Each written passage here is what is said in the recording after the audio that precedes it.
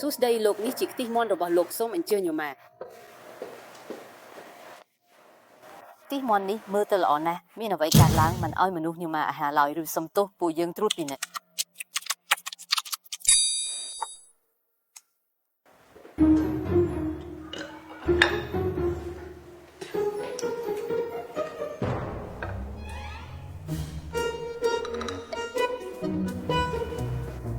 សួស្តីលោកនេះជាក្តាមតូចរបស់លោកអរគុណណាសូមអញ្ជើញយកមក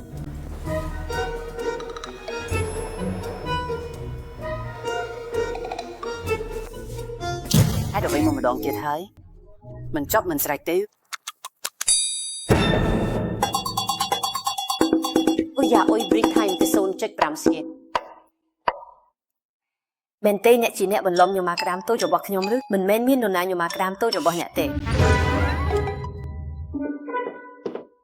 លោកនេះជាអាហារស្កររបស់លោកគ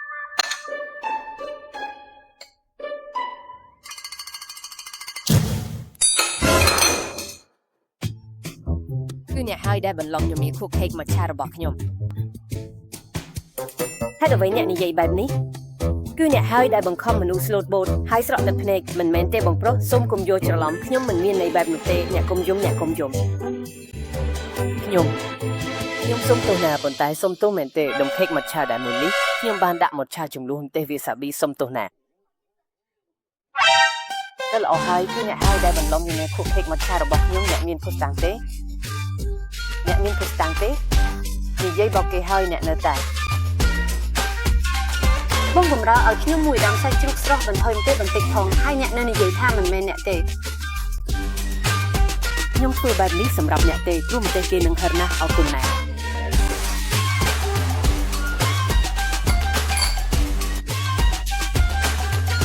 នៅសាមួយទៀត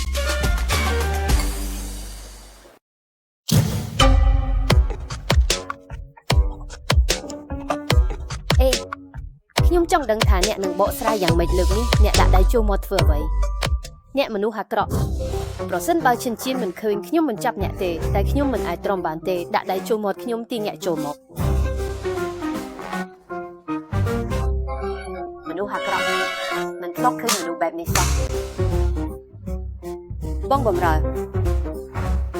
សូមឲ្យខ្ញុំមួយចានអាប៉ាលីធំបំផុតដែលមាន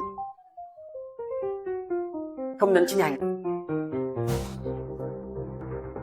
លោកអតិថិជននេះជាអាប៉ាលីរបស់លោកមានអី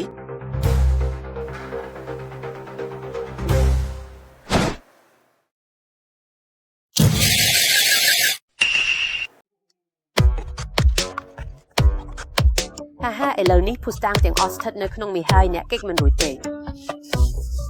ខ្ញុំនឹងរត់ឆាប់នេះហើយចាប់ខ្ញុំទៅណា